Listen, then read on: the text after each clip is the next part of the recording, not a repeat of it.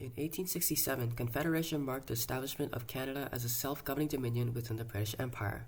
Although Britain retained a degree of influence over national affairs, the country would now be led by elected Canadian officials with an executive authority held by a Prime Minister.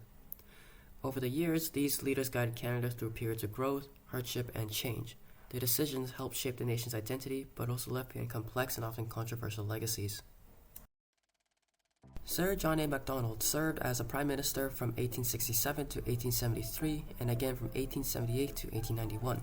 He was one of the key fathers of Confederation and played a major role in uniting the provinces into a single country on July 1, 1867. He pushed for the building of the Canadian Pacific Railway, completed in 1885, which connected the country from coast to coast and brought British Columbia into Confederation. However, his government was embroiled in the Pacific Scandal in 1873, where he was accused of accepting election funds in exchange for railway contracts. More importantly, his policies toward Indigenous peoples were disastrous.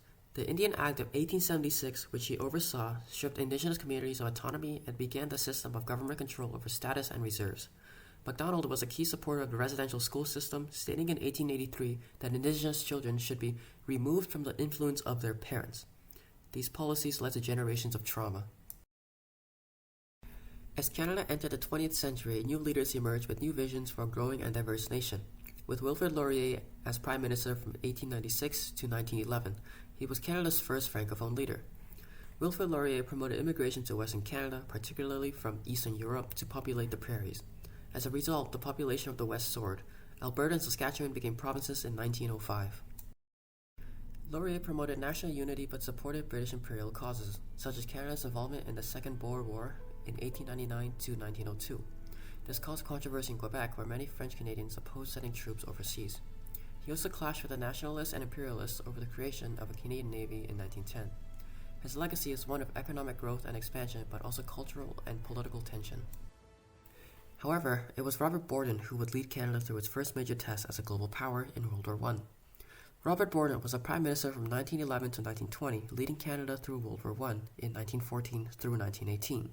He introduced the War Measures Act in 1914, giving the government sweeping powers. In 1917, facing troop shortages, Borden imposed conscription through the Military Service Act, despite fierce opposition from Quebec. This sparked the conscription crisis of 1917, which created deep divisions between English and French Canadians. Borden also extended voting rights to women in wartime through the Wartime Elections Act in 1917, although partly to ensure support for conscription. At the end of the war, he secured Canada's separate seat at the Paris Peace Conference in 1919 and signed the Treaty of Versailles independently from Britain. This was a turning point for Canada's international autonomy. After the war, the country faced a different battle, an economic collapse. Enter R.B. Bennett. R.B. Bennett served from 1930 to 1935 during the worst years of the Great Depression. He promised to combat unemployment, but his measures were widely seen as inadequate. He set up relief camps for unemployed men who were paid 20 cents a day to do hard labor. Conditions were so bad that they led to the On to Ottawa Trek in 1935, a major protest crushed by the RCMP and Regina. Bennett also tried to introduce a Canadian New Deal in 1935, social reforms like unemployment insurance and minimum wages, but these were struck down by the courts as unconstitutional. Despite his failures, he personally donated money to struggling Canadians and left office with a sense of personal responsibility.